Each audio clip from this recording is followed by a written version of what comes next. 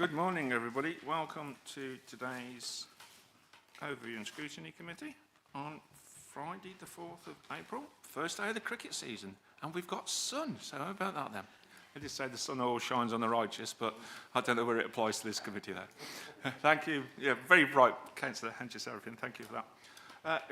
I've got my minder on my right-hand side. Everybody knows Mr. Nash, and he's advised me that now we are in the pre-election period, or PERDA, we do need to be mindful of what we say. And that includes myself, by the way, so you can throw things at me as well. So if you, hopefully chocolate, Victoria. So please be mindful of this. If we inadvertently stray into areas we shouldn't be, I'm sure Mr. Nash will come in and advise me strongly on what to do. So thank you for that. So I'm sure we'll be okay. Right then, thank you for that. First item before we go on the apologies, I do need to do the fire procedure. Just to let you know, there are no fire policies tests today. So if you do hear a fire alarm, please follow the usual fire exits, which are signposted, and we will meet by the side in the car park by the side of the Windmill pub. Please don't stop to take any bags and evacuate as quickly as possible. And if you can get out as fast as I can, you'll be doing well. So thank you for that. Oh. And I need to again introduce our top table. Most people know. Mr. Perks, your role today, please. I'm the Deputy Chief Executive, just assisting you with the committee. Thank you very much. Mr. Nash?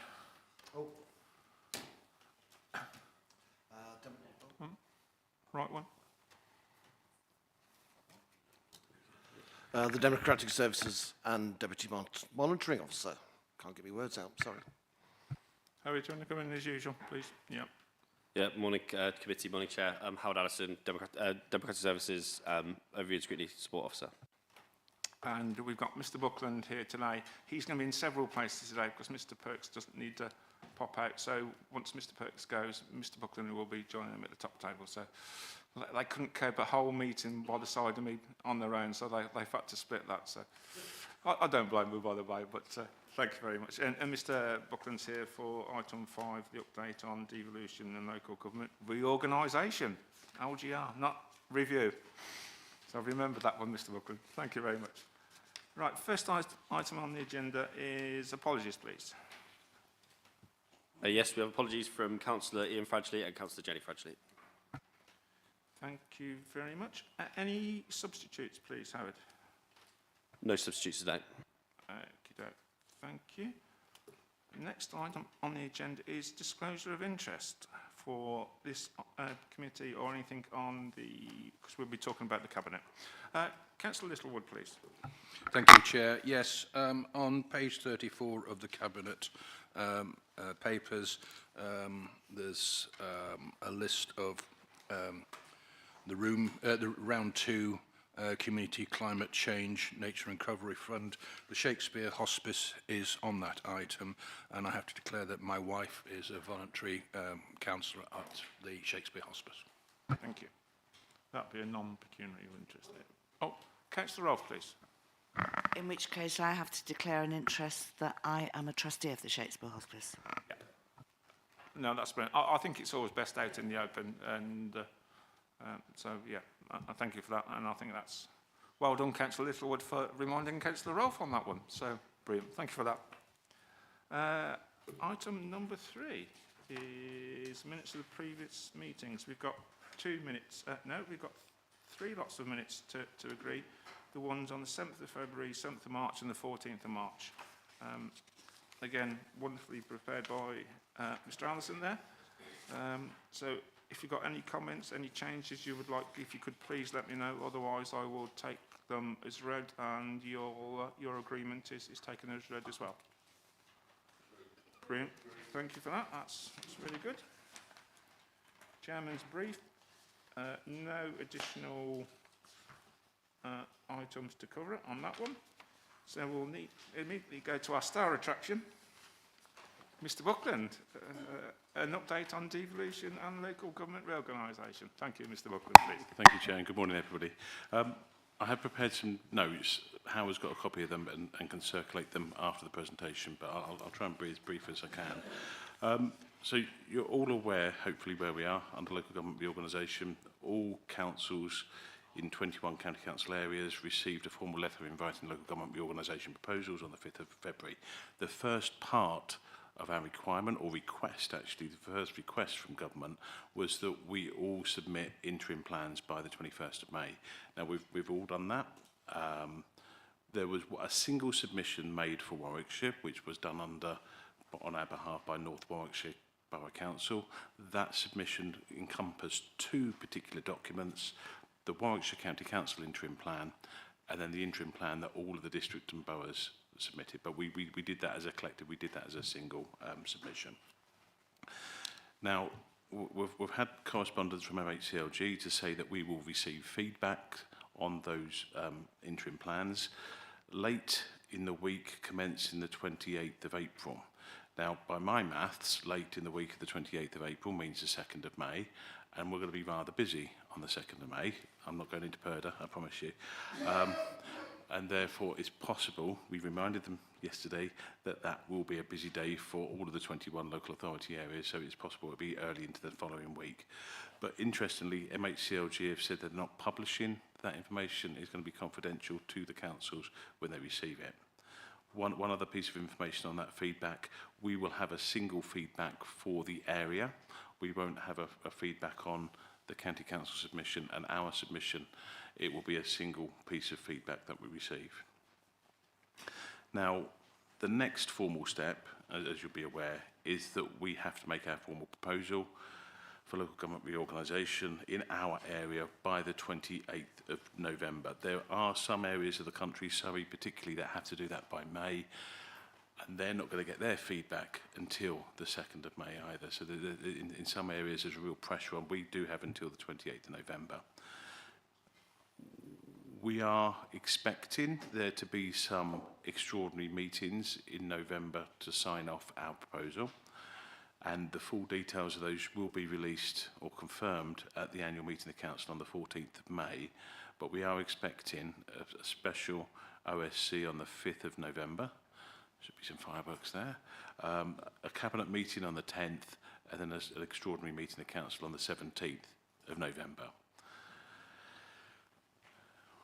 You'll remember and you'll recall that we have commissioned Deloitte's. We had initially expected the Deloitte's work to underpin the interim plan, but when government reaffirmed that the interim plan was to be nothing much more than a light touch, a progress check, we are giving Deloitte's further time because they'd only got 3 weeks available to complete that work. That piece of work will now be used to help inform the proposals that we put forward, so it will form part of the evidence base at a later point. Government have announced that there will be £7.6 million worth of capacity funding made available to help local authorities prepare their responses for local government reorganisation. Unfortunately, we haven't got any details of how that will be allocated to councils. The communique that we've initially received, those said that it would be split amongst the 21 areas. Now, we could read into the 21 that it will go all to the upper tier authorities in those 21 areas, or what we would expect is that given that everybody, the districts and boroughs and the county, received letters, that we get a share of that funding. It won't be a lot of money though, so if there are 7.6 million split across the 21 areas, that's around 362,000 per county council area. That's the kind of quantum that government will be making available. There will be full engagement, and that's a requirement of the submission, but also something that's dear to our hearts as an authority in any case. Simon, who's just joined us on the back row, is in the process of developing a draft engagement plan. That engagement plan Simon's doing on behalf of all of the districts and boroughs across Warwickshire. Now, we're not going to have any more meetings of the working group until after the 1st of May elections, and probably not until after the 14th of May, when we do the committee allocations at our annual council to see actually who's on that working group moving forward. Chair, I mean, the relatively little activity since last time, but I'm happy to take any questions. Any questions for Mr Buckland? I'll perhaps come in with one. Is probably a question more of a statement as well. Is that again there just seem to be lacking in detail, particularly regarding the finance one. But obviously the accountants, yeah, I mean you speak the same language on that one, so it would have been good to know how that 7.6 million is going to be allocated. So again, I think I'm not surprised by the lack of detail, but again, if we can, as soon as we get the detail, obviously after the pre-election period and the election itself, it would be good to see. Again, we've got this on the agenda on a regular basis, so if you can update that as soon as possible, that would be helpful. Councillor Wally-Hoggins, do you indicate yes?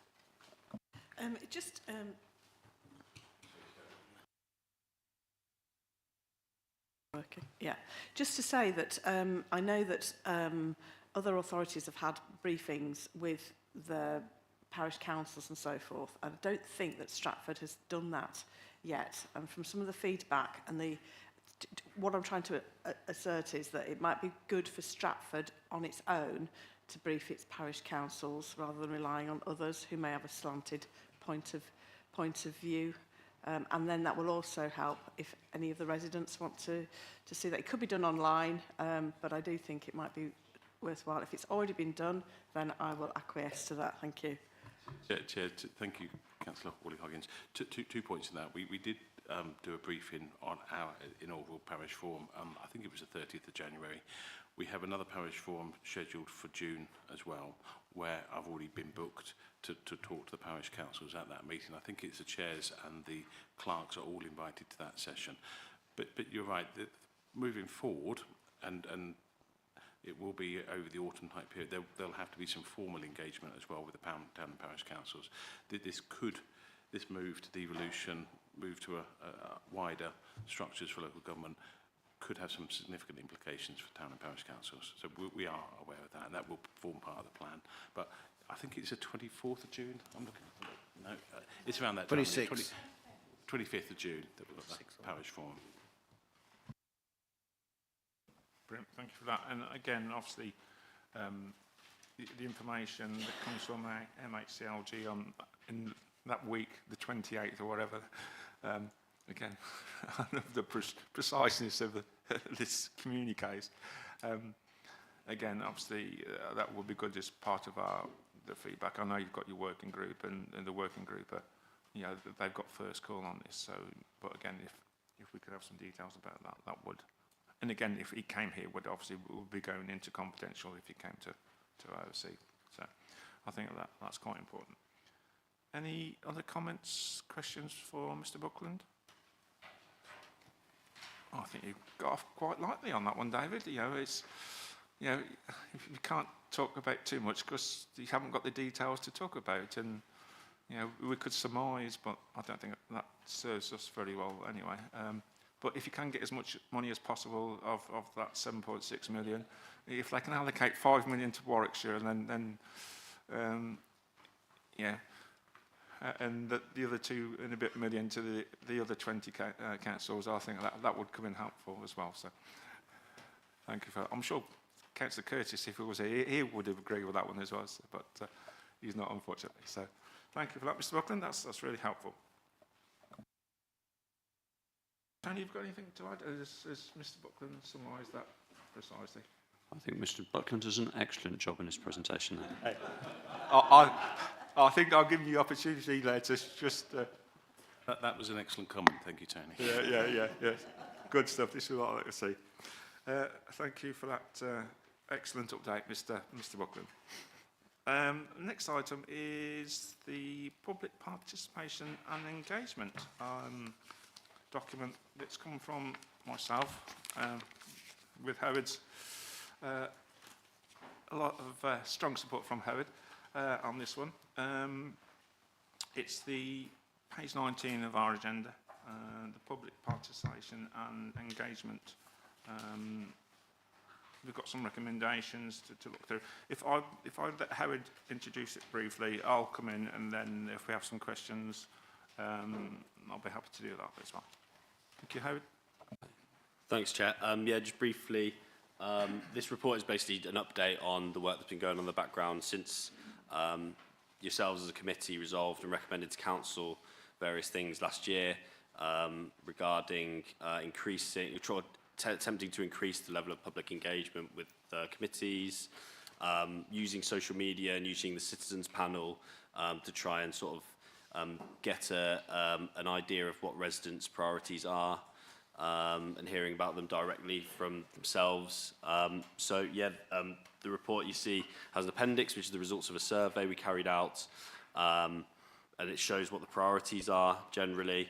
And the recommendations basically say that suggest that we'll take these recommendations, help them to shape the work programme going forward, continue to liaise with the external organisations regarding the services that we don't deliver as a council.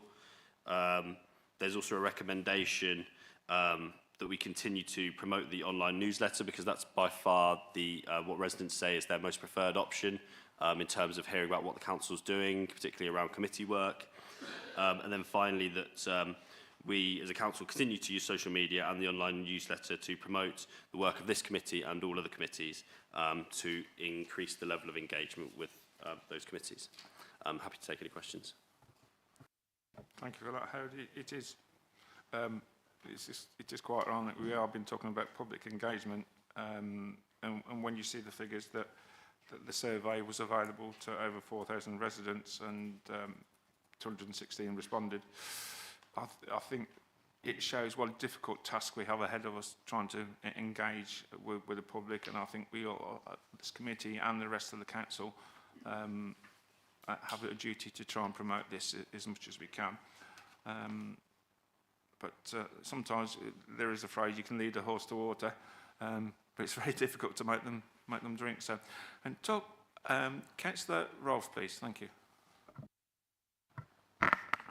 Thank you, Chair. On page 25, there's a question: how would you like to be made aware of the work by Overview and Scrutiny Committee and other committees of the Council? So when that question's asked, do we assume the person knows what an Overview and Scrutiny Committee does and the meaning of Overview and Scrutiny? The reason I ask that is that it happened to be this morning. My husband said to me, "Where are you off to?" And I said, "I'm off to Overview and Scrutiny." And he said, "Can you tell me what they do?" Now, you know, my husband's quite an intelligent man, but I found it quite difficult to answer. So if I'm simply saying, do people really know what Overview and Scrutiny does? Because I think if they knew what they did, they might answer in a more positive way. That's all I'm saying. Yeah, again, I think, I've just got the question in front of me, and it says, just the work of the Scrutiny Committee and other committees of the Council. So I think it's not just ours, but again, I'll take on your point that, again, we do need to perhaps tell them again, then tell them again what we're doing. And again, like I say, I think we've all got a role in that to... If I may just follow up, I mean, some of the other committees are pretty obvious, like audit and like planning. But Overview and Scrutiny is not that obvious, and that's why I'm asking that question. Thank you. Yeah. Yeah, Howard, do you want to come in? Oh, yeah, please. So thanks for the question, Councillor Roth. Do you take your point? We did sort of predict that would be the case. So on page 26, there's an explanation of what the Overview and Scrutiny Committee does, sort of trying to briefly and succinctly explain it, the various functions of the OSC. Because what we found, what we predicted, and then what the survey basically confirmed was that there was a correlation between the level of information people had access to, or the level of knowledge they had about committee work at the council, and their level of engagement. So the survey was kind of twofold in the sense that it was attempting to inform and gather, you know, a consensus of what the level of engagement and knowledge was. So, and then there's, so for instance, there's another question we asked that was about, have you ever, or do you know how to ask a question at a committee, for example? And then in asking that question, we said, by the way, here's a link to how to do it. So if people didn't know what the Overview and Scrutiny Committee did before, completing the survey, or didn't know how to engage with the council by asking a question at a council meeting, then hopefully by the end of the survey they do know that now. And I take your point, but then that's just for those few people that filled in. You know, I'm just being more general here, if you like, about. And I don't think. I mean, I'm asked as a councillor. I'm asked if somebody wants to talk at a planning committee or wants to say something at full council. I think they come to me. If they live in my ward, they'll come to me. Is that information on the website, on our website, of what each committee does? Is it there? I don't often look at the website, so I don't know. Thank you. Mr. Perks, do you want to come in, please? Yeah, I just wondered whether, having sort of had a look through the report, the online newsletter seems to be the preferred channel of communication, whether it would be a potential item for that, a sort of at a very sort of high level sort of pen portrait of what the committees, how the council works, something like that, as an article that we could get out, and then we could keep that on our website as easily accessible if that's something the committee would support. I think we could try and do that. I would absolutely support that. Yeah, I'm saying, I think, and to add to that, when you look at the responses right at the end, which wouldn't that many, but when you look at the responses, some of those are ones we've got limited influence on in terms of some of the transport issues, etc., some of the police, etc. So we have got limited influence as well. So again, it might be an opportunity to reinforce where we can make a difference in that newsletter, to say this is the ones. And then we say we do try and hold people to account, like Severn Trent, like Police and Crime Commissioner, like Highways, etc. But we have limited influence on those, which I think would be fair, because, like I say, I think that just sum up that people just see the council, and therefore they again, this is, I'm mindful of the pre-election period, so I'm trying to be as subtle as I can. So I think that's another thing we could potentially put out in that communication, that this is what we like to, we've got influence on, we can influence more strongly than other areas, but we do try and hold these people to account. So I think, don't think that would be unreasonable. Have I kept within the boundaries there, Mesa? Just. Good lad. Right answer, thank you. Right, I've got Councillor Littlewood, Councillor Alcott, and then Councillor Warner-Hilgans, please. Thank you, Chair. I'm looking at page 23 of the pack and the public engagement at council meeting survey results. And if we look at the findings, I'm looking at the last bullet point, which asks how well the respondents thought that this committee covered issues. And a bit surprisingly, 52% consider it not well. How representative is that? And well, first doing two questions. Why did we get a response on why that was the case? And considering the other low response rates, how significant is that? On that one? Oh. Thank you, Chair. Yeah, basically, I think with 62 respondents responding to that, then obviously you can say there's pretty low significance on those results. So it's not unexpected when we sent the survey out. Originally, we were actually going to do just for Overview and Scrutiny, but I think we felt that we should include all council meetings and see what they thought. But I wasn't surprised at the result at all with the response we got. I think if we do this again, we could perhaps ask for more clarity, the reasons why they don't think we're doing. Are we covering the right areas? Are we are we publishing or saying what we're doing, more advertising what we're doing, and community engagement and public participation. I think now we've got this as a base. One, we can build on the base, and two, we can go into more depth of the reasons behind this 52%. Right, I've got... Could I just have a quick follow-up Yeah, on follow that? up on that one, then I'll come, And yeah. thank you for those comments, and thank you for your response.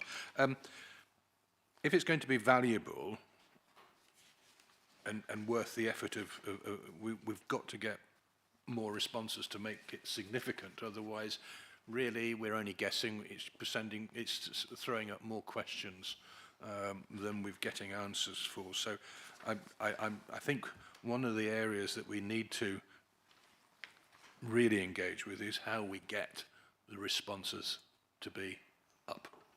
4,216 and 4,000 residents plus the citizens panel is about 5 or 6% response. Now, if you're doing a scattergun approach in marketing, then you'd say, well, anything over 2% is quite valuable.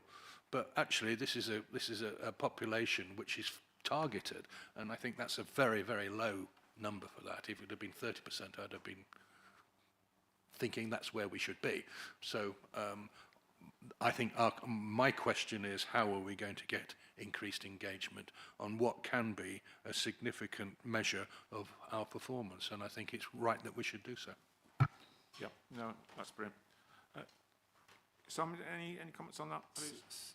Sorry, Chair. Yes, just to the previous point, we did actually ask why they, how well they thought we were doing. We have actually got some comments.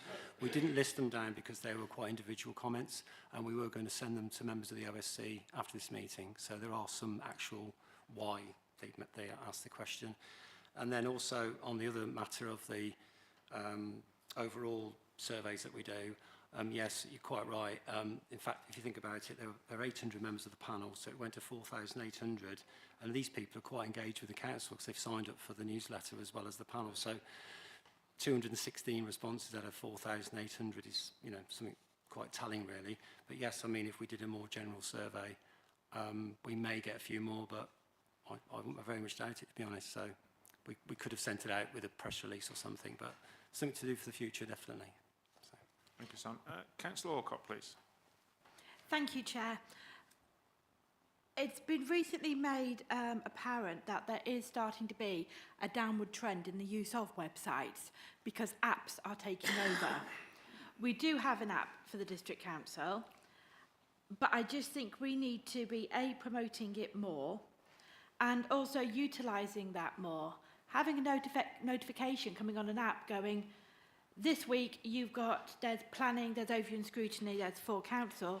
To submit your questions, click here to take it on.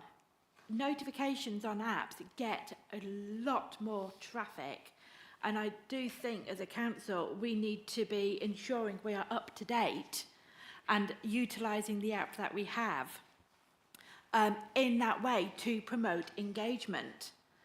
Because I can't really see any of the details here relate to the app. Yet I know it is something that is building momentum massively. So are we just missing a vital piece of the data here? And I do have a follow-up question after that, if that's... Yeah, I'll bring Mr Perks in because he's got something about the digital strategy. Thank you very much. Yeah, thank you, Councillor Alcock. We approved the council's sort of new digital strategy sort of earlier this year, and we're currently working at the action plan for that, which includes how we can develop the app.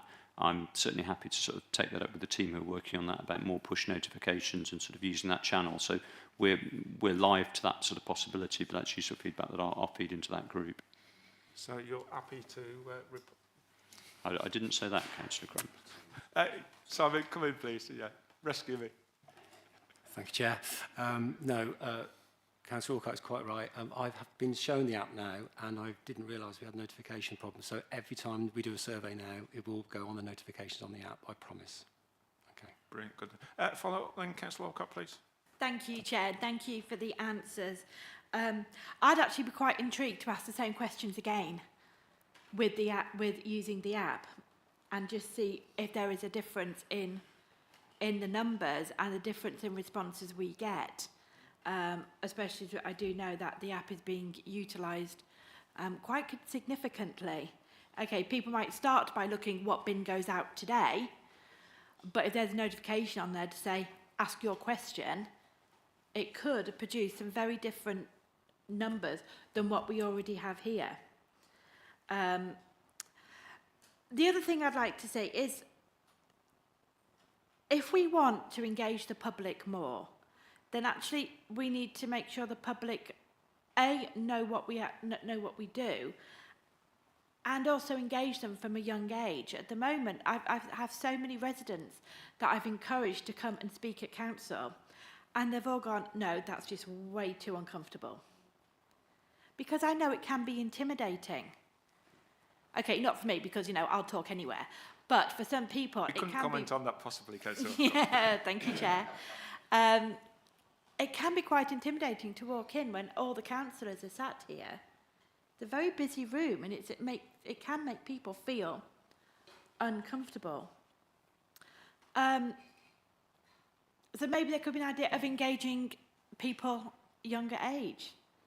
You know, school-age children coming in. I know that several of the high schools around here have got studying politics.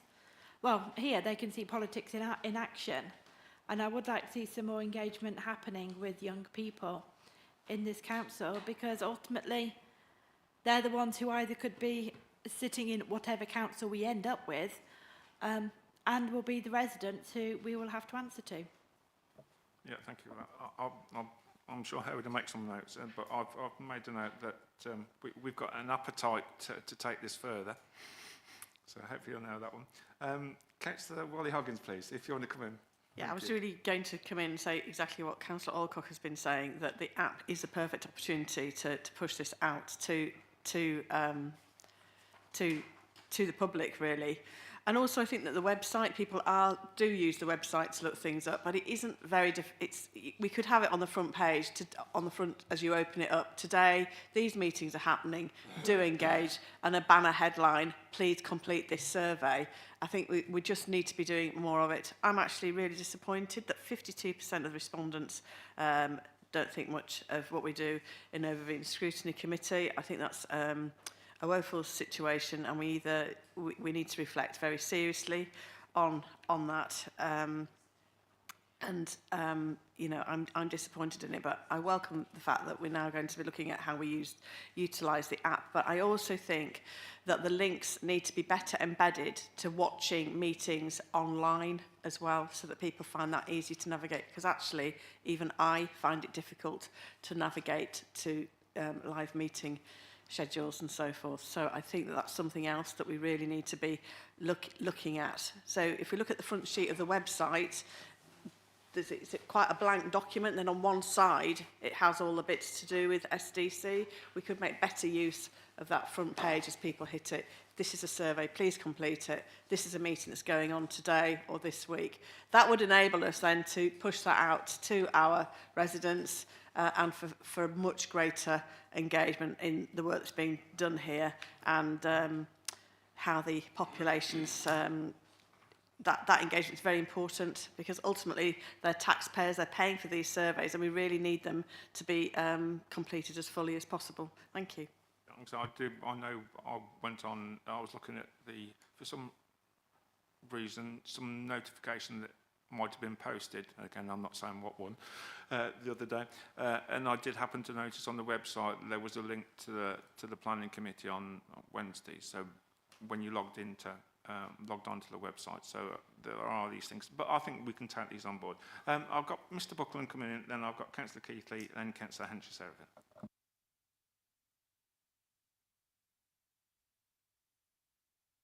Working, David. No, we're coming. Oh. Okay, so Chair, I just wanted to reassure committee that, of course, this is a really important piece of work in relation to committee engagement. As well as that piece of work, we had the communication strategy that was signed off by Council in October last year. There's two clear priorities within that around the app. So one is to try and engage with more younger people in the use of the app, as well as also trying to increase the number of people that use the app generally, so that they're already there. You've already approved that as a council, that's what we wish to do. The website particularly, we have been going just this week on recruitment for our website content officer, and hopefully we will very quickly get into implementation stage for our new website, which we're hoping to deliver during this particular year. So we understand that there are improvements. That again was one of the priorities that we put within the communication strategy last year. I think this survey particularly is around committee engagement. I can ask Bev to come and talk to you about the wider implementation of the communication strategy, if you think that would be a helpful subject for a future meeting. Thank you, Mr. Buckland. Yeah, that's really helpful. I've got Councillor Keithley next, please. Thanks, Chair. I think that's a good idea, actually. David, you just said, would be useful to have another presentation about our general communication strategy. I think this is interesting, but it's the response is of no great surprise, is it? Let's be honest. I don't think that we would expect much more than 2% of residents as a response, but the important thing is, for me, is we've actually got a group of people that we've identified, which we call the Citizens Panel, and these are people that we should be pushing this stuff out to more regularly. So I think that the more often that people get used to being asked these things through the Citizens Panel, the more likely it is that they're likely to respond. So I think that we take this as a useful baseline, but we need to work on the people that we have identified as taking an interest, because you're not going to get that from general members of the public, to be truthful. So let's try, I think, get a core group of people in the Citizens Panel, which has been growing. You said it was up to 800. We had a big increase, didn't we, last year? We just need to keep working on those people. And then once we start to get better responses from them, then it will better inform the direction that we go with some of these things. I don't think we can be too worried about the low rate of response, personally, because I think this is sort of fairly typical. But let's work on the Citizens Panel and make more of the people that are signed up for that, and also the parish councils. And because if I go to parish council meetings, not very many members of the public pay attention to the parish council meetings, and even when we sent a survey to the parish councils, the response rate from the parish councils was only 50%. Well, we could do something better in that area as well. Thank you. Thank you for that. Councillor Henge-Seraphim, please. Okay, thank you, Chair. I agree with Councillor Alcock. To engage with the younger people is the place to start. I've had an invite off a teacher, a history teacher, to go and talk to her students in a school in Leamington about the role of a counsellor. And I think, you know, including these committees to put over to them, to explain to them, I'm very old-fashioned. I find that communication with actually people is far better than on social media or whatever. If I talk to people on the doorstep, it's a better response and a better understanding. But I think we start with the younger people, because if you don't get them when they're young, then they just forget about it. It's quite interesting that I have talked to young school children, and I shall be going to the Studley High School to do the same. So I would encourage all councillors who are on committees and such to try and engage in such things with schools. Okay, thank you. Yeah, I'm saying I think it is engagement, full stop. You know, I know the certain groups, Silver Surfers, who are really hot on this. So it's not just the young. I do think we need to bear that in mind. I've got a couple of things. One about the comment about not doing things well. I think we need to advertise more the great work we've done on the task and finish groups, particularly around registered social landlords, where we produce lots of great information and reports that have gone to council. We have the budget working group, again, a lot of time spent on that each year, and that is openly acknowledged by the portfolio holder. Whatever colour the portfolio holder was, it's been acknowledged by the current portfolio holder a couple of times, it's been acknowledged by previous portfolio holders, the amount of good work we do on the budgets. So I think we perhaps need to advertise what we're doing more. I think that's our fault. I would hesitate about the query we're not doing things well, perhaps we can do things better, but I think those two are exemplars of what we do. So I would be advertising that, but I think that's our only fault. We're not advertising what we're doing.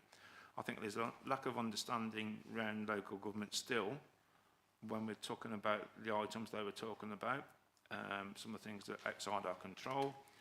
And the usual big one is planning, which I believe is that covered under regulatory.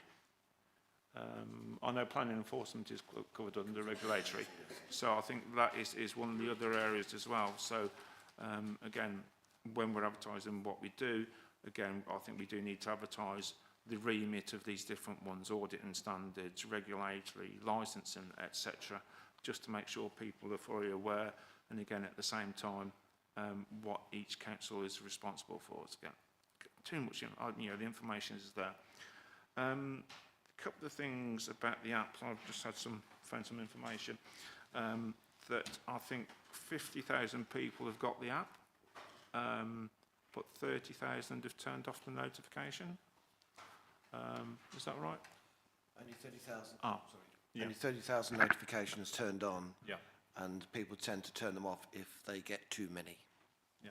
So 40% of those who've got the app have turned off the notification, and then that varies depending on how many apps. So again, I think we need to use it wisely,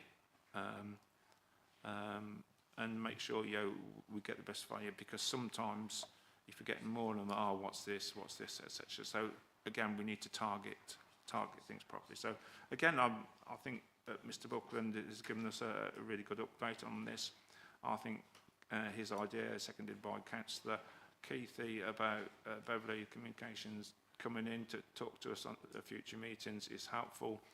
And again, from what Mr. Perfield said about the reasons why being circulated to the committee, so we can understand those reasons why they don't think we're doing these meetings well, which I disagree.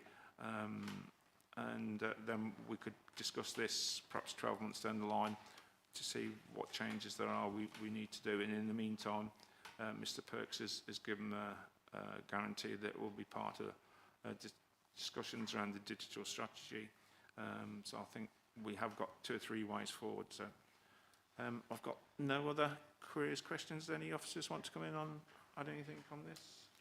Thank you. So we've got Howard. Yeah. Just to say regarding, we are working on the website and increasing the information on the website and links, making links to the meetings and everything like that more clear. So on the newsletter, there are links to watch all of the streamed meetings, as well as the links directly to the agendas. And then on the day of each meeting, there's a link on the front page that will take you directly to the live stream as well. So those are just a few improvements we've made so far, but we're continuing to work on the website. Brilliant. Thank you for that. On page 19 of our agenda, we've got 4 recommendations. I won't read them out. Are members of the committee happy to endorse those recommendations? Thank you. Yeah, brilliant. So, Howard, I think we're unanimous agreement on that one. Thank you very much.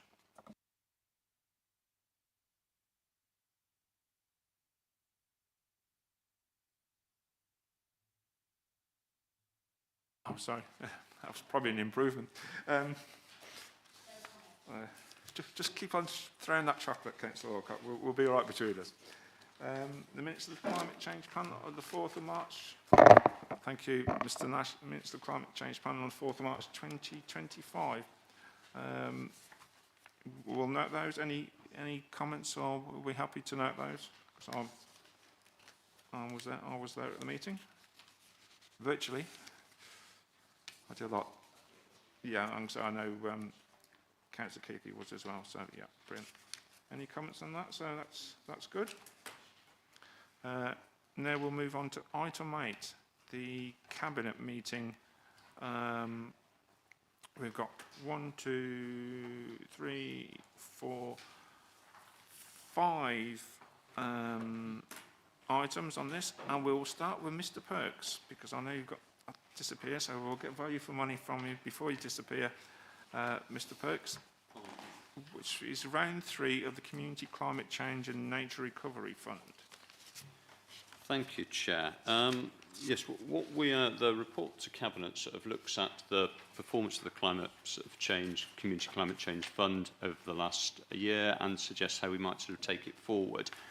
The Community Climate Change Fund was established in 2023, where a £100,000 allocation was made from the Climate Change Reserve to be available for sort of sports clubs, community groups, charities and parish councils to apply for small grants towards environmental projects. We did it last year over 2 rounds. We sort of had 2 sort of bidding cycles. It was a sort of successful scheme. I think we managed to we were oversubscribed in terms of offers for the money. We could have spent more money than we had. So we had a evaluation sort of panel, and the bids that were awarded can be seen at on the appendices on page 33 and 34. That was how we spent the sort of money last year. So as officers, we've sort of carried out a review of that, and what we're suggesting to sort of Cabinet in the report that you have before you today is that we continue the scheme. Because we've in the past year sort of introduced a sort of biodiversity nature recovery sort of plan, we feel that the scheme should be expanded to include both climate change and specifically sort of nature recovery. We're suggesting that the budget be increased to 150,000 to reflect the fact that we could have spent sort of more of this reserve on sort of valuable projects last year if we'd had it available to us. The other thing that learning from experience has shown us is that we feel it would be better if we just kept the fund open all year rather than sort of do bidding rounds. That's proved sort of quite labour intensive and not particularly good for the organisations as well, because they've had to sort of meet deadlines and they've not known when they can apply for things. So we're proposing keeping the fund open all year, but probably making 4 sort of awards quarterly. So we'll divide the money up over the year so as you don't get sort of everything in the first quarter. But rather than sort of having it as a sort of a big rush and sort of task and finish type project, it's more of a gradual thing across the year. And the delegation to award projects up to £10,000 is the same. The way we've done it in the past is we have an appraisal group that comprises myself, the portfolio responsible for climate change, which in this instance is the leader of the council, and then we're advised by sort of Ellie Warren, who's our climate change sort of expert. We appraise the bids against a sort of set of criteria that were agreed when the scheme was set up, and we make the awards on that basis. It's just the arrangement for sort of paying the money out is set out in recommendation 4. I don't think there's anything else I particularly had to tell you, so no, I'm happy to take any questions. Councillor Keithley, well done, thank you. Then Councillor Passingham. Yeah, thank you very much, Tony. Could you just tell us a little bit more about the total number of bids that came in and the number that weren't approved? Because what we've got on here is just a list of bids that were approved, and looks like there are a relatively small number of organisations that received. Would you just be interested to know what the total number was? Because we're trying to promote this, it's such a good idea. Could you tell us a little bit more? Yes, I don't have the figures with me of how many bids we sort of had to turn down or that we couldn't support, but I did sit through the panel, so from sort of memory, I think we probably were able to fund about half of what we got through in each round. That said, some of the bids that we got through in each round we possibly wouldn't have supported in any case because they were outside of it. I think there would certainly be, I think we've recommended a 50% increase in the funding, and I think we would be able to fund most of the eligible bids if we had that available to us based on what we had last year. Any other? Councillor Passingham, please. Yes. When does the new system work with the rolling awards? When does it start? That rather depends on what the Cabinet decide on Monday, but assuming that they support the scheme, we would start it immediately. Right. So bids that have failed in the last round, will they automatically go on to the new round, or will they have to resubmit them? I haven't really thought that through. I would think we would need to resubmit the bids as the rounds reopen again. Yeah, okay. Yeah, alongside, I think Councillor Keith asked one of my questions, which was great minds thinking alike, or something like that.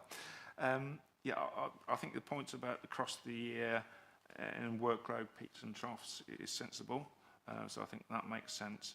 What I would like to know is timescale. Obviously, you've got the fact that if they don't meet their objectives and targets, we've got an option, I think it's that funded projects fail to deliver their objectives, do the bids, when they come in, give a time scale of producing the outputs? Obviously, it has to be within the financial year, or can they go across financial years? Yeah, the way we handle that, and I defer to Ellie, was she with us, but she isn't, so I'll tell you what I know, is with each bid that we accept, we draw up a grant agreement that sets out the criteria that they need to meet and the timescale that they have to achieve that. And that's sort of dependent a little bit on the type of project it is. Some projects are sort of very quick, like installing a solar panel. Some run over a longer period. So there would be a grant agreement that sort of makes sure that the money is spent on the right thing, and there is monitoring of those grants to make sure that we have that, and that's proportionate to the size of money that we give and the type of project that it is. But yeah, on an individual basis, that they could run over more than 1 year, or they could be quite quick. Yeah, I think that's sensible, and again, give them a bit more flexibility. I think that's really helpful. Any more questions for Mr. Perks on this one? No? Brilliant. Do you want to disappear now? Yeah, that's right. I'll hand over to Ray. Yeah. Oh, Councillor Wiley-Huggins, sorry, did I miss you there? Sorry. Yeah, you did a little bit. I'm just curious. So this money allocation, is that for the entire year, or is that per quarter? Forgive me, because we say here on page 23 that £1,590,000 worth of taxpayers' money is allocated or are currently reserved in the climate emergency fund. So what else is that money going to be spent on, really? And that's what I'm trying to ascertain. You know, is it just £150,000 from that sum that's going to be spent on these community projects, please? Yes, the current proposal is that £150,000 will be allocated to this specific initiative, and that would cover the whole year. The climate change reserve is there to sort of fund all the other climate change work that the council is undertaking. We're looking at some solar installations on leisure centres, would be an example of the projects we're looking through there. But there are criteria for how that's spent, which are at the discretion of sort of Cabinet.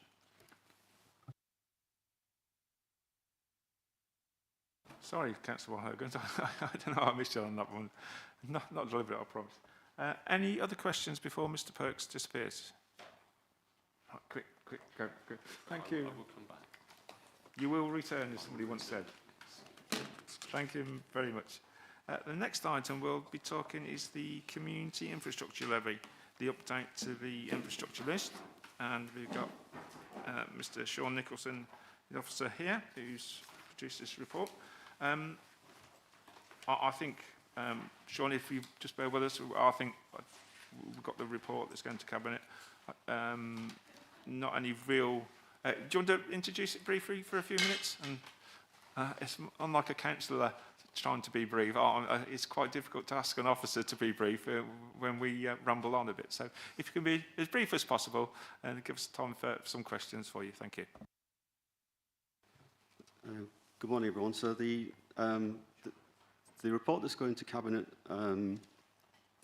next week is confirming an update to the infrastructure list for the Community Infrastructure Levy.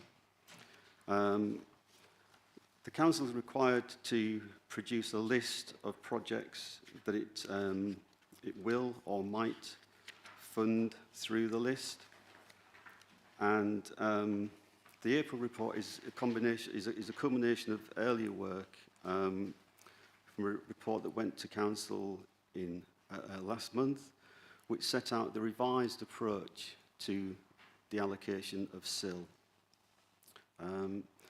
Essentially, working back to this time last year, there was a request from Cabinet to move away from an open bidding process for SIL to one that is more sort of focused. So the report that went to committee in March of this year set out the revised approach, and then the report that's going to April sets out the update to the infrastructure list, which we'll use the approach set out in March to assess the projects that have been identified, and then we'll make recommendations to Cabinet in terms of future funding. The The revised process is out in Figure 1 of the April 2025 report, which is at page 61 of the Cabinet report. So we've been working through a process of identifying potential projects. We've reviewed a range of material, including the previous infrastructure delivery plan schedule that was produced in 2018. We've talked to various stakeholders, and we're now in a position where the infrastructure list is going for approval by Cabinet, and then we'll work with stakeholders to develop their submissions. We'll assess those in July, August, and we'll make recommendations for funding in September, which will be approved by Cabinet October, November. So hopefully that's a quick introduction. Thank you for that, Sean. That's very helpful. Any questions for Officer? Councillor Rolfe, please. Okay, so yes, I do have a question, which is about Warwickshire County Council schemes that are costed. There are Warwickshire County Council schemes on here I need to ask about. Oh, for goodness sake. Yeah, I'm taking advice. Obviously, I'm trying to be open and transparent on this, but I'm taking advice from... You haven't heard my question yet, though. Start the question off, Councillor Rolfe, and if we have Okay, to... I'll be very direct. Is it normal practice for us to supplement Warwickshire County Council highway schemes? There are 2 schemes in this list that are in my division, and I would like to talk to whoever looks at these schemes and give them the background to these schemes from a Warwickshire County Councillor point of view before any decision is made. Thank you. Yeah. Chair, the essence of the question, I think, without getting into too much the detail of the particular schemes, can SIL be used to support highway schemes? And I think quite clearly the answer is yes to that question. So yes, it could be used as a method for funding infrastructure, including modes. So just as a follow-up, may I speak to you outside of this about the 2 schemes that are in my division? Yeah, I think there is some background you need to be aware of. I think it's fair that, we've got established principle, which is fine, and any individual ones, I think it's fair that you speak to the officer outside. That's fine, thank you. Councillor Alcott, please. Thank you, Chair. I have a slight concern that SIL money could be used for things that shouldn't have to be used for, but it's here. Example is Bishopton Bridge. Can we just be asking questions on the actual... If there's a specific item you want to mention on the agenda, on the Cabinet paper, I think we're happy with it. Again, I'm taking advice that we need to be very careful on this, that we're not meandering down a different track, and that's no... I know we've got flood management here. Meandering wasn't a deliberate pun on that occasion. So I think we just have to be mindful. If you can try and be quite precise with your question, that's what I'm asking for. It's not criticism. I'm just trying to protect the committee because we're in a difficult period prior to an election. So, thank you. Okay. Would you mind coming back to me in 5 minutes, Chair, just to give me a chance to rephrase what I wanted to say? Yep. Is that yeah, all right? That's fine. Thank you. That's fine. Councillor Worley-Hoggins, please. Yeah, thank you for this. In the interest of transparency, I think it would be really useful to know where the SIL money has been collected from. So is that not developments and building work that's gone on around the district? Am I correct in thinking that? Yeah, thank you. Yes, we produced an infrastructure funding statement, which is produced annually. So that provides all the details in terms of where the SIL money has come from, and also how it's currently being allocated. So that's on the council website. Right, but that would have been useful to have here with a document for the update to the infrastructure list, I feel, so that we can see where the money's coming in from and where the money's being spent or is proposed to be spent. And saying that it's on the website, we've just had a conversation about that previously. This is not a criticism of you, but people that are enduring massive building works in their area need to know that there is something coming back to them, etc. And at the moment, when I'm looking at some of these projects, I'm being really careful here with what I'm saying. When I'm looking at some of these projects here, what I want to know is the massive amount of building work that's going on, say, for example, in and around Shipston-on-Stour, what is all of that SIL money being used on, and is that being allocated to a cycle bridge somewhere else? That's all I want to know, those facts in plain writing here, so that I can see that. Thank you. John, Mr. Kevid, sorry, I must apologise. Mr. Kevid's here as well. So he's indicated he wants to come and he's online. Mr. Kevid, sorry, I did see you waving in the corner, so thank you for that. That's right. Thank you, Chair. Well, I think Councillor Wally-Hoggins has probably hit the nail on the head of what we're trying to do with the revised approach, as Mr. Nicholson sort of set out, is to link in the provision of infrastructure funded through SIL with where development has gone on across the district. So what we're trying to do is get that better alignment. And previously we did have an open bidding round where there was that link didn't really exist. It was I don't want to say a free for all, but you could, there was no direct link. But what we're trying to do is re-establish that link, so that the projects on the infrastructure list you've got in front of you are in locations that are have experienced more growth. Now, there isn't a direct relationship because it depends on what the projects are.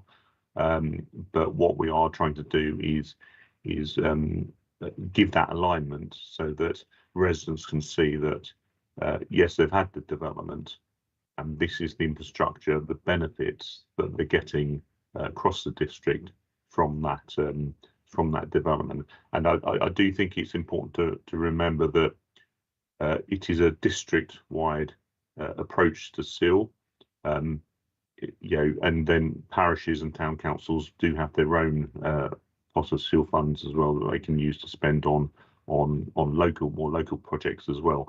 The other thing I would point out is that a lot of development in the district was approved prior to SIL being introduced, and that goes back. I won't rehearse the reasons for that. So there may be examples where we haven't received SIL funds on recent development because it was approved prior to SIL being introduced. But say this new approach, as Mr. Nicholson referred to, is trying to better align the SIL with development to ensure that, say, residents get the benefits. Thank you. A follow-up, please, yeah, and then Councillor Passingham. Thank you for that, but I still don't think it's clear. I would have thought it would have been clear in this document as to which, where the money for the SIL for these projects, where the money from which projects, from which building, where that money is coming from to fund these. And it's all very well saying that these are district-wide matters, but actually pockets are suffering quite a lot from the development, etc. And I do think we could have had maybe an extra bit of this report indicating that. I have to say that I quite like a map sometimes, a map showing, people do it all the time, little colours, we've brought in this much SIL money from here, from there, and this is where we're allocating it. Something clear like that really helps the public to understand where this money is being spent. And I think that is what is really important, and I think we need to be very mindful, and I know we've had previous conversations about it, but how we're watching how this SIL money is being spent, and if it's not being spent on what it was allocated for, then the pullback comes as to going. Anyway, I think a map and clarity over where it's coming from and where it's going to, I think would add a great deal of value to this committee and to this paper. Thank you. Yeah, I think we can be transparent as possible as much as we can. I agree with that, and I think we can emphasise 1.8 on page 58. I think we can emphasise that a bit more. But I've got Mr Nicholson and Mr Buckland who want to come back in. Sean, please. Thank you. Yeah, just I think that the point about the map and better information in terms of spend is a good point that we can take on board for the infrastructure funding statement. I said it was available on the website. I believe there's a link to the IFS as well in the actual report, because I'm looking at a paper copy. I can't confirm that. I'm pretty sure there is. Thank you. Mr Buckland. I think Sean covered it mostly, but I will say, Councillor Woolley-Hoggett, that the Chair mentioned page 58, second bullet point under 1.8 specifically seeks that as a priority under the new methodology for ensuring the SIL follows the development. Brilliant. Councillor Plastigan, please. Councillor Alcock, you nearly ready to come in?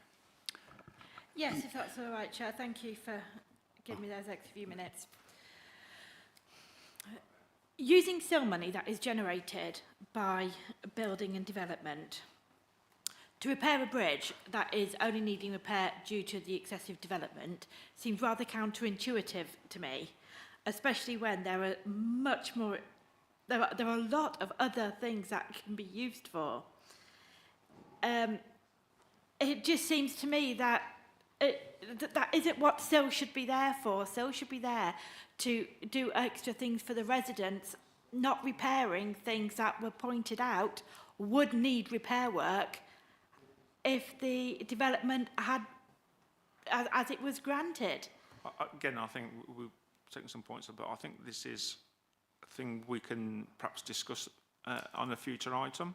How we understand, again, we've spoken briefly about task and finish groups on the registered social landlords and the budget working group as well, which I think, again, I'm sure Councillor Johnson and Councillor Littlewood would be quick to agree that the budget working group, I think this is an area that obviously is generating quite a bit of interest. It involves significant amounts of money, and we've already got some learning points, particularly around the map, which Mr Nicholson has agreed to take on as well. So I do think that we could perhaps have I don't know, I think we'll have to have a discussion outside the meeting, perhaps the best way forward. But I think this is an area that we need some more understanding about, and what we can and can't do, how we can improve the process, and how, again, we inform our residents of how the money has been spent and why it's being spent. So, again, I'm trying to be as circumspect as possible, and it's very difficult for me, really, so I'm really struggling. But I think if we can do that, and if we can have it as a future item on our work plan, would you be happy with that, Councillor Alcock? Yes, Chair. I would accept that. Brilliant. Right, Councillor Passingham, sorry about that. Over 2 years ago, £1.4 million of SIL money was allocated to Shipston, to the hospital. Yeah, but you haven't heard all my question again.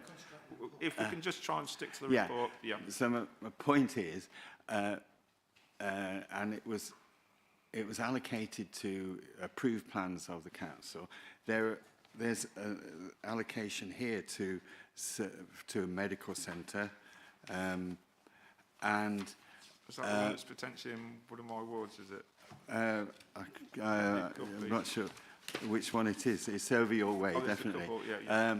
But in terms of dealing with organisations like South Warwickshire NHS Foundation Trust, and they're changing sort of plans and priorities, and this has come up before in this committee, how do you ensure that the money that's allocated here is going to be used for what its intended purpose? Yeah. And we were supposed to have some report back on that at some point, but we haven't had any more information about how it's being applied and policed and so on. I can say I think that's a fair question, Councillor Passingham, because in the previous item when we were talking about grants and spending money, and we got an item in there which says if you hadn't spent the money on the thing, we could potentially claw at the back, etc. So I think it is a fair point, and again, whether this comes out of part of the working group on this, the understanding of this, and what, because I'm sure, Mr. Kerford, I might bring you in a minute, because we've spoken about this, about Section 106s and SIL money in the past around a certain topic. And I think you've said, and correct me if I'm wrong, that quite a lot of the wording now is quite tight of how it can be spent. So hopefully I'm not talking too much nonsense there. John, if you could come in and rescue me, please.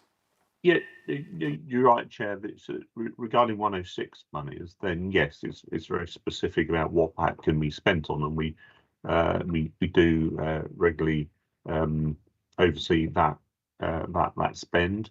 There are some unspent monies, particularly around affordable housing, that we're managing. We've not lost any 106 monies in recent years, so I'm not concerned about that. In respect of SIL, when we hand over monies, there is a legal agreement put in place that we monitor. I know that slide Councillor Passing refers to, and I think as part of the ongoing process and preparation of this year's infrastructure funding statement, we will be updating that to see where that money has gone and what it's been spent on. So there are procedures in place to ensure it, and I think the key point is that I'm getting from the committee here is that it's about the messaging and the communication around the spend, and that's what the IFS document really does. It doesn't have a mapping, I've just had a look, but it does set out exactly where the money's come from, what it's being spent on, and I think that's normally, Mr. Nixon can confirm, but I think that's normally prepared at the end of the calendar year. So we will certainly take on board the comments from committee today about how we communicate what the process for SIL and ensure that we are getting the money spent on what it should be spent on. I am aware that there have been a couple of examples, I think, where money's not been spent and we've recouped that back and it's gone back into the pot to be spent on something else. So I think, just giving members comfort, we are managing the process, but I think we could probably improve the communication. It's probably a fair observation. Thank you. Well, and thank you, John, for that explanation. I will just say, today, if we could just restrict ourselves to the new methodology for allocating SIL, that's what's been discussed here, not previous schemes. We're happy to come back to those previous schemes post the election, I can assure you. Mr. Nicholson, please. Yeah, just to stress that the list of projects that's presented is not a list of projects that are going to be given funds. It's a list of projects that are going to be considered for funding. So under the new process, we'll be talking to relevant stakeholders, the applicants, if you like, and asking them to provide more detail, which will then feed through to Cabinet before any funds are allocated. I think that's a fair point. The only thing I would like to see on some of these is, obviously, one, it's important it comes here because there's significant amounts being allocated over a number of years, which is fine.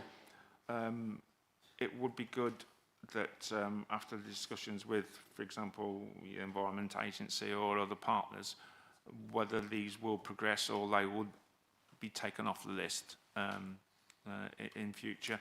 And some of these as well, is things like what's the probability, the chances of these happening, and potentially the timescales, because looking at some of the things on here, they do seem to be significant long-term projects.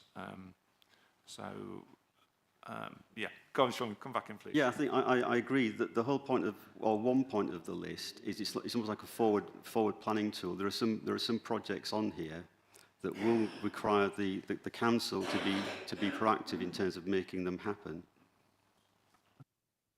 That's fine. Councillor Passingham, come back in, please. Can I ask? There are obviously a lot more infrastructure projects that are in the pipeline in some way or other.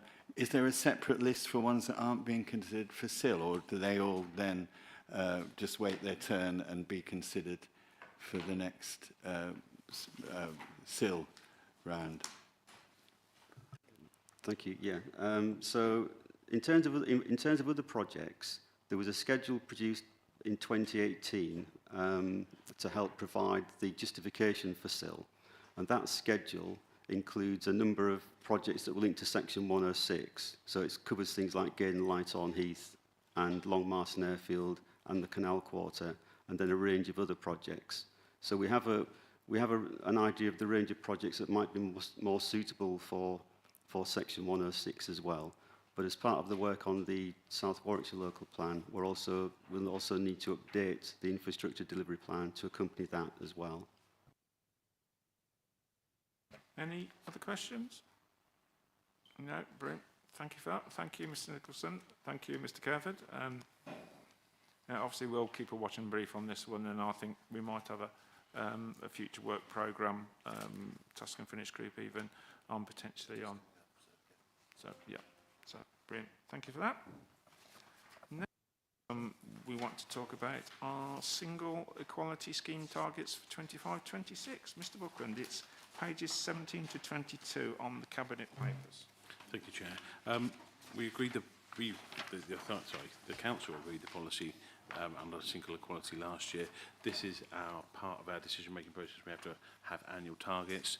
The annual targets which are suggested for the year 25-26 are shown on page 18 at paragraph 1.4.3. I'm happy for any questions. Any questions? Councillor Wally-Huggins, please. It's less of a question, more of a comment, really. In light of recent local news items, I am delighted to see this document before us today, and I applaud the officers for the ambitious targets and actions that this document contains. Thank you. Brilliant. Again, I think the targets are apt and pertinent. I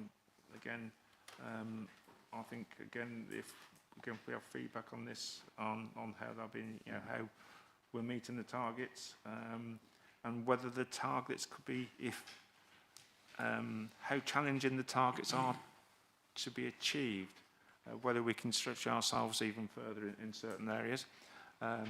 Just a point there is the scrutiny. I think we can, I think we need, again, this is something we do need to have on our radar on a regular basis. So, any other comments on that one? Are we happy to say Mr. Buckland has done an excellent job here, and his team? We'll note that one. The next item is Performance Management Framework 25-26. We've got a double act again. We've got Mr. Buckland and Mr. Perford. Simon, will you introduce this for us, please? Thank you, Chair. This is a Performance Management Framework document for Year 2 for Council Plan actions, and also includes the proposed key performance indicators. As we enter Year 2, we have to go for the new actions for that period. It takes into account the budget that was considered by Council on the 24th of February. When approved, the Council Plan actions will be incorporated into individual service plans across the authority and ultimately used as key appraisal targets for members of staff. The main thing to say on the key performance indicators is that for this year, we've incorporated 4 new indicators for the Environmental Health Service, concentrating on food inspections, the Licensing Act, pollution prevention and water supply. And it's really just open to everyone to see what they think about it. Thank you. Brilliant. We've got any questions on this one? Obviously, it's good to see the 4 new ones. Obviously, we do need to monitor these targets on a regular basis, and obviously they come to this committee on a regular basis throughout the year. So again, we will be asking for the reasons for non-compliance, non-achievement, etc. on this. So I do think that is really important on this. Councillor Huggins, did you want to come in on this one? Just slightly. Just to say, is there? I may have missed it, but is there anything on the council plan actions to take in account of devolution yet? What page am I looking at, please?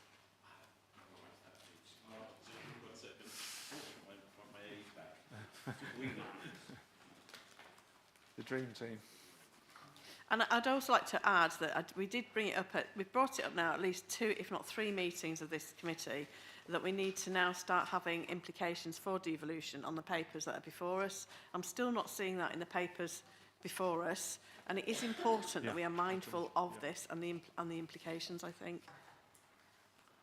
Yeah, that's going to, you say it's covered, yeah. If I may, there are references to local government reorganisation and the requirement to make the submission by the 28th of November included within the targets. On page 41, we talk about the medium-term financial strategy, the implications for local government reorganisation on that. On page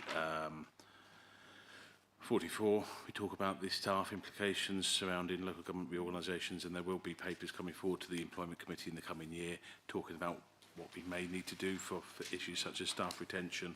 But yeah, the actual submission should also be on here. I hope colleagues, including Simon, could be helping me out at this moment. Now the financial implications in this document. Sorry, thank you. Page 41. So, sorry. Thought that within a council plan there should be financial implications for the devolution now contained within it. Is it not an amendment, or are we just fitting it in with the plan as it stands? Chair, if I can respond on that particular point, the request was made to the previous meeting of the Cabinet in relation to whether there should be a specific section on local government reorganisation contained within the body of the report as a standing section. After consideration, offline, the decision in dialogue with the Cabinet is that we will include absolutely within any report that there is any implication on local government reorganisation, comments around that. But if there isn't any comments, then we don't see the need at this point to put a specific implication section in, but members can be assured that any report that does have implications on local government reorganisation, that will be taken into account in the body of the report. And I'd need to come back on that, because when you look at other reports, so when it says any other reports, say for example, I'm just trying to find a report here, that it might say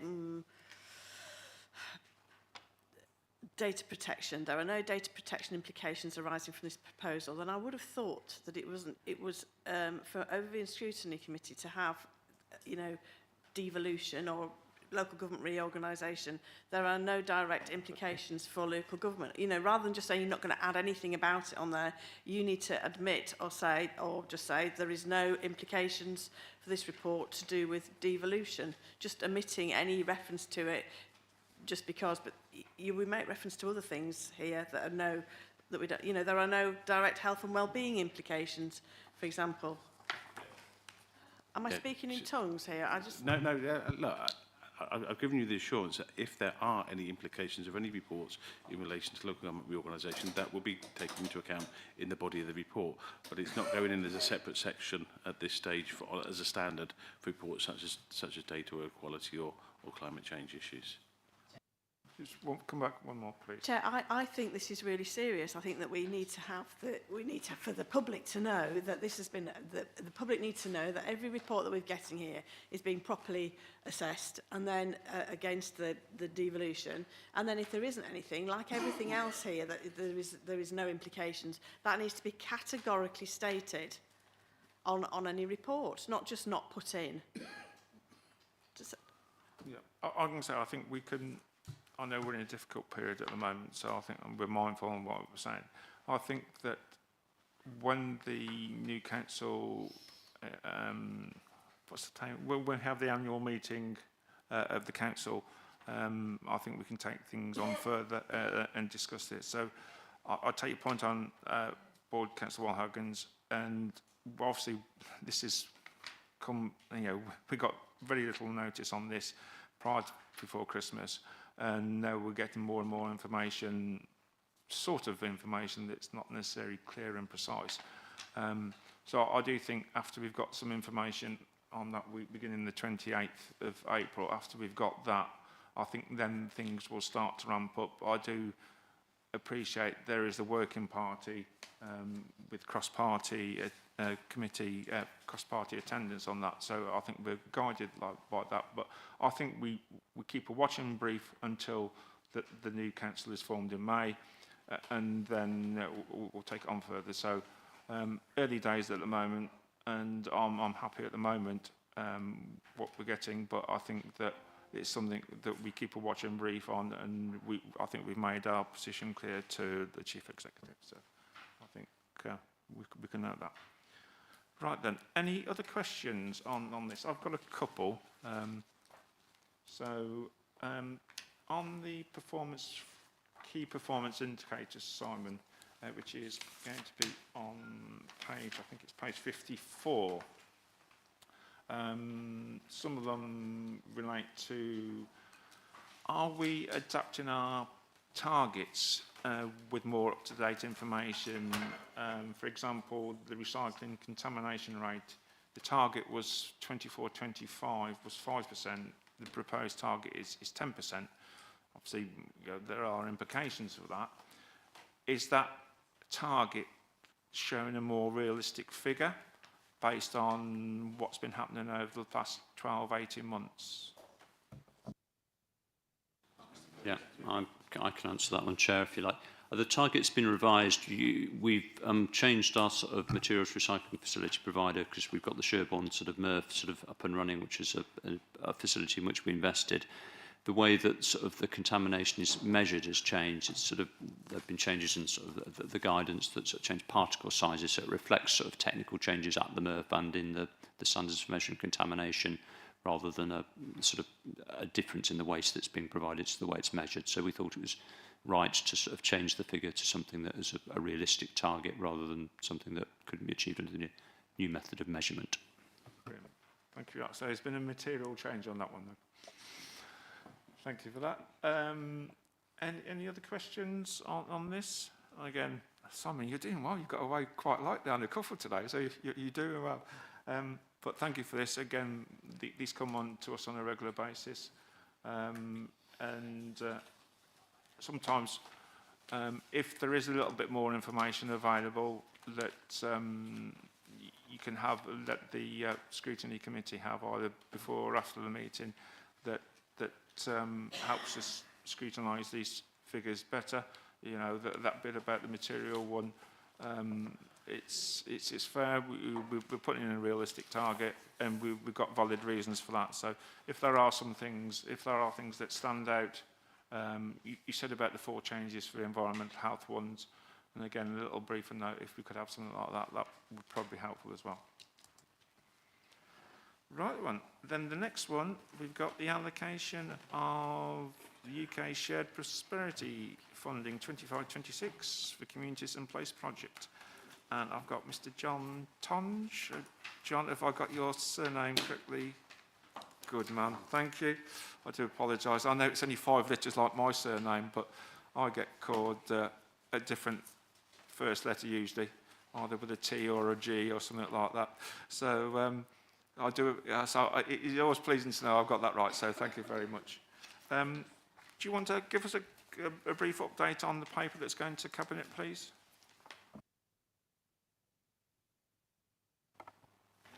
Yes, of course. Thank you, Chair. This Cabinet report is being taken next week with a proposal of projects to be funded by the Year 4 interim. You just bring your microphone a little bit closer towards you, pull it down. I said, give me a try. Is that a bit better? Thank you. Okay. So this is a Cabinet report being taken next week with a list of proposed projects for funding in Year 4 of the SPF, the Shared Prosperity Fund interim funding for Year 4.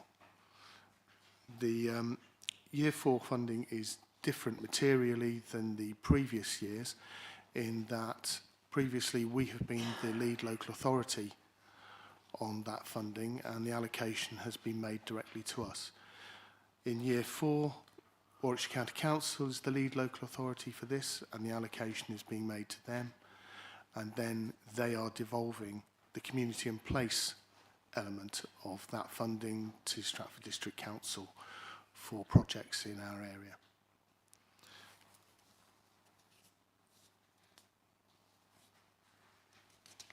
that okay? Yep. Brilliant. Mr. Perch, please, yeah. Thank you. As Mr. Ton sort of says, we've got a slightly different setup with the UKSBF this year because we're not the allocating authority.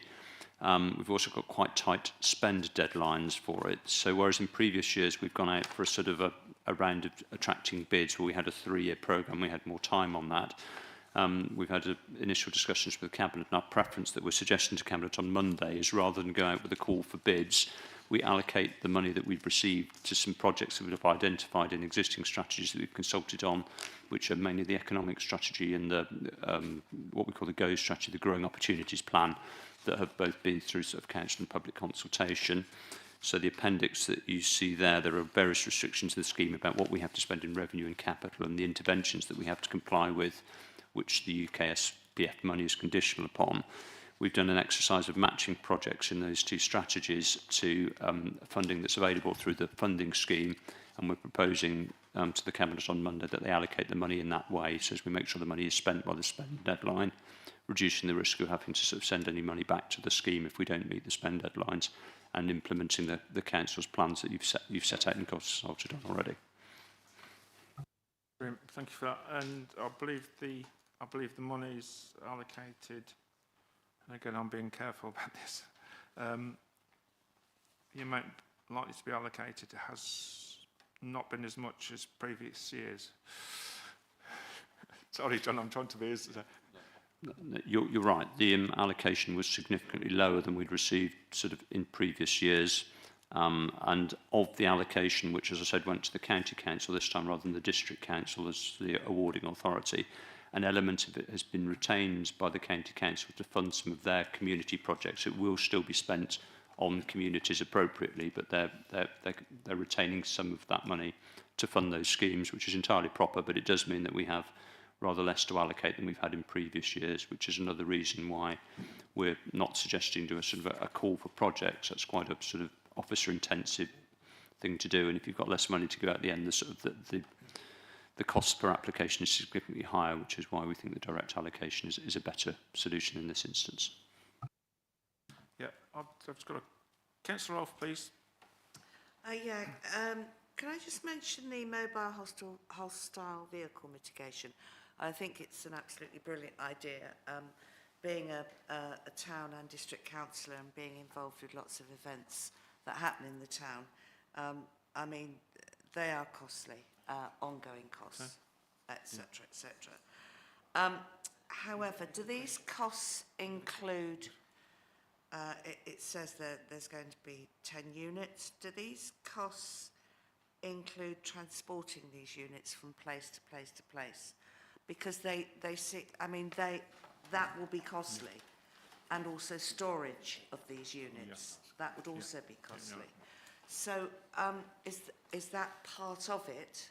It seems that it isn't. It seems that there's 10 units for £50,000. But they will need to be stored, they would need to be taken, transported, etc.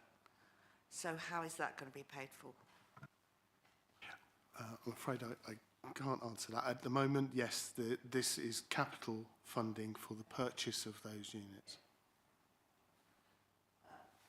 In which case, yes. Can someone come back and help me on that one? Yeah, no, John is right. The money available is capital money, so this will be a capital bid for the purchase of the units. It's something that we've been looking to do as a council. It's been an aspiration of ours for some time, and we would have had to stored and transported them and bought them without this funding. So we'll fund the transportation and storage of them through our revenue budgets, but this releases some capital to allow us to purchase the asset. Brilliant. Thanks for that. Yeah, I've got a couple of questions on the table on page 103. Please don't take this as a criticism. I think it's an observation, and an observation in more ways than one. The actual, I believe this has probably been imported from a spreadsheet. The actual font is quite difficult to read. I've found that, is there any chance that could be made slightly bigger? Because, again, grumpy of Southam here. It's not it's just come that, especially when you consider the other font in in the, and we've talked about disability and accessibility, etc. So, and I'm sure online it will be far easier to read, but there are people who still have this. So if that could be taken into account, that would be helpful.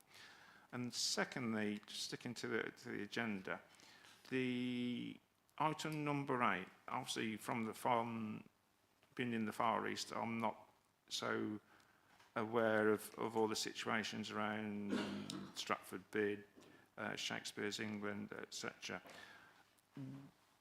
Why has this been done by Stratford in the bid as opposed to what Shakespeare's England do? Is there any reason for that? What's the difference? Because I know my residents in where I live would be slightly confused by this. So again, just a general question on that.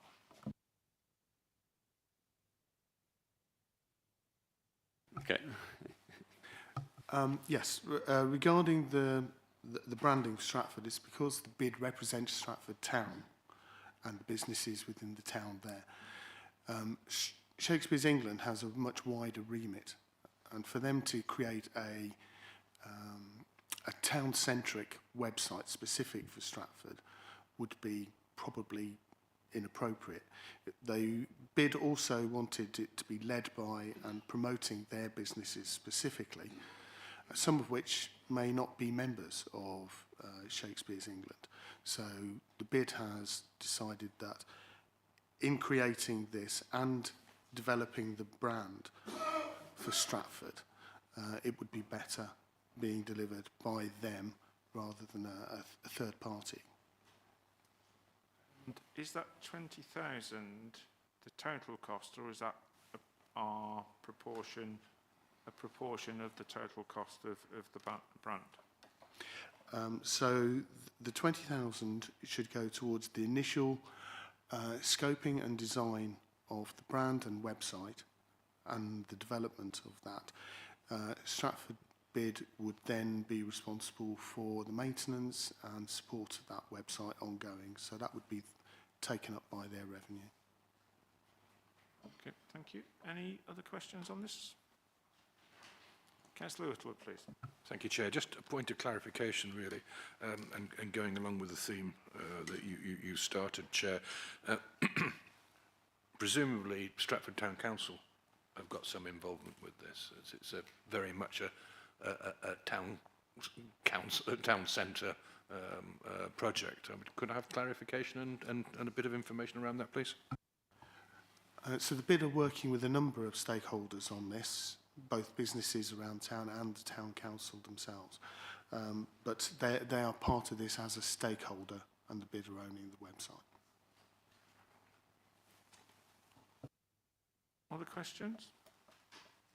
Thank you. I think we've noted that, and thank you, John, for coming in, and thank you, Mr. Buckland. I've denoted you there, Tony.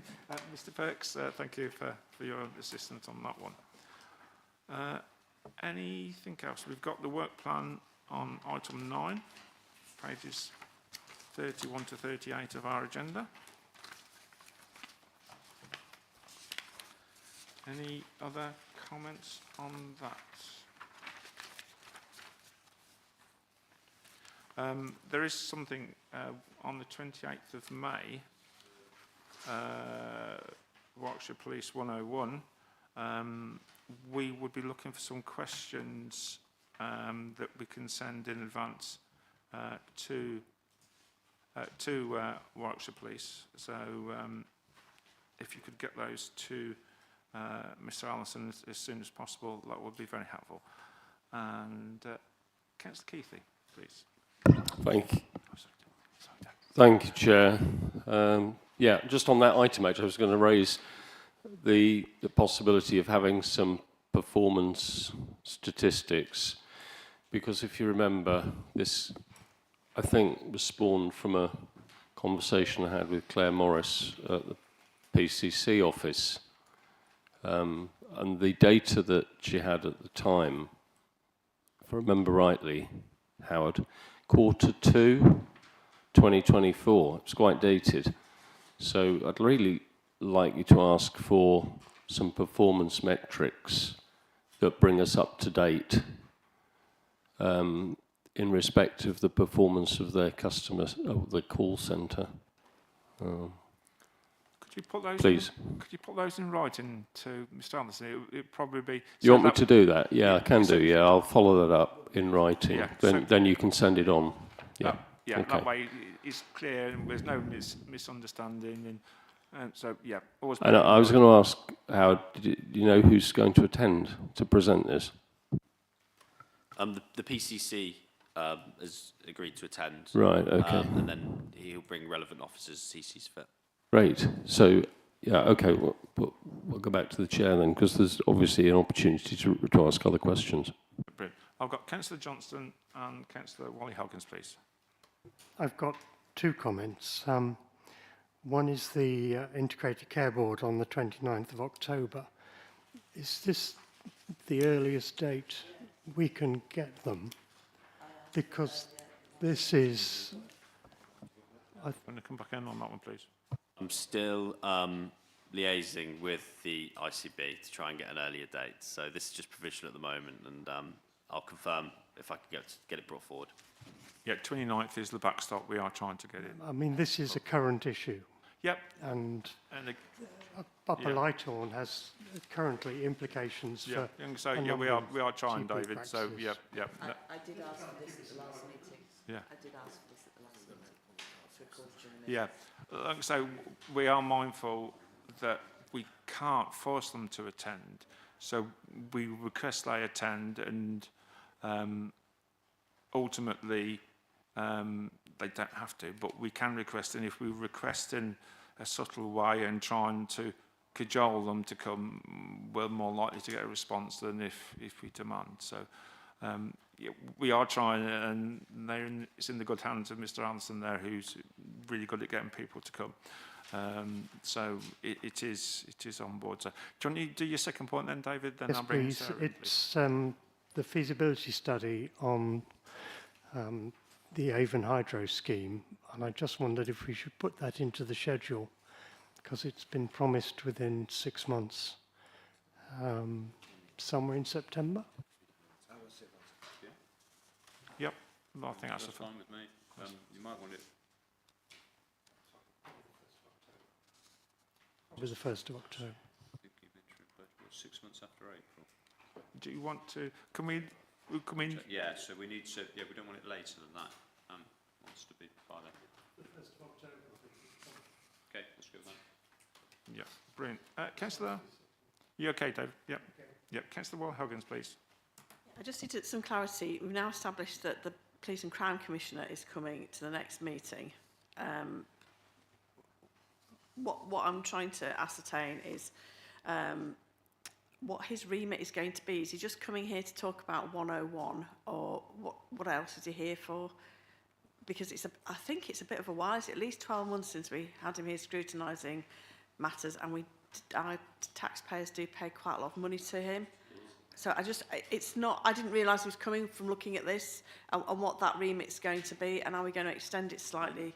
Because I think generally when he does come, there is quite a few questions to be raised, and the public may also want to raise questions. Again, I think one we can ask, as councillors, we can ask our public if they've got any questions for us to raise.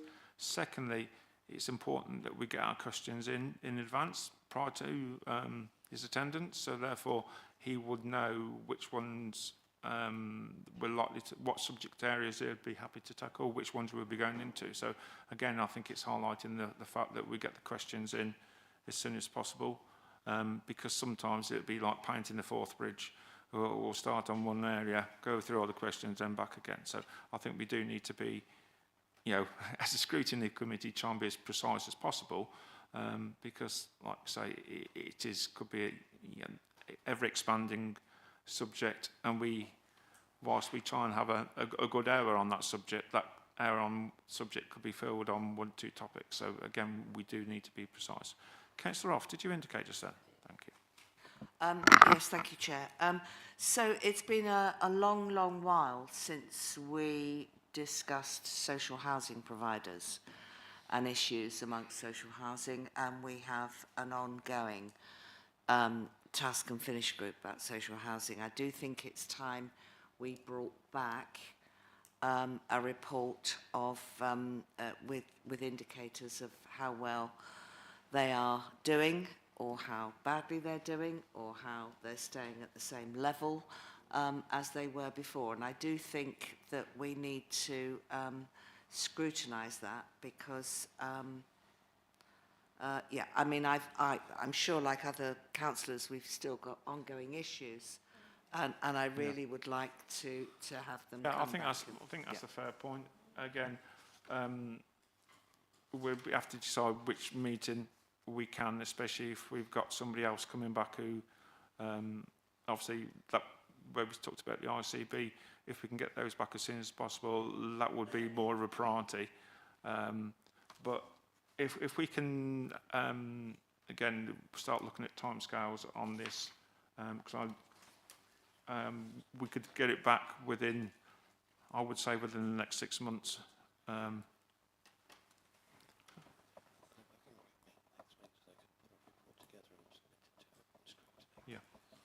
Yeah, I've just been told there's a working group meeting next week, and then if they could do a draft, do an interim report to Overview and Scrutiny Committee, and then we can progress it from there. So I think that's an interim way, and again, it's on board. So, we happy about that? Good. Anything else on the work programme? No. Oh, go on, Mr. Perks. Did you formally want to include the item that we discussed earlier on communications in there somewhere? Is that something you want us to build in as officers? We discussed it when Mr. Buckland was here. Yeah. I think that got general support, didn't it? Yeah, so we'll perhaps that in. Yeah, brilliant. Thank you. No other. Just again, the emphasis on the work programme. Again, I'm sure Howard will minute is get the questions in as soon as possible. Obviously a big area, so I think that's one of our key areas. And again, that'll be in the report back when I report back to Cabinet on Monday. That's something on. No, Councillor Whittle, just. Just a clarification on that. I mean, the work plan says the PPC will be answering questions on 101 service, but that we did ask, or somebody raised the point, was it limited to that? And I didn't hear a response on that work item. Well, if members put their questions in, the initial brief was to do with 101, but if we get the questions in and then say, well, you know, our initial brief on this, will you be willing to talk about this whilst you're here? I think that's not unreasonable. Thank you, that's clear. Right then, item number 10, urgent business. I've not been notified of anything, so I will close this meeting at 11:49. Thank you.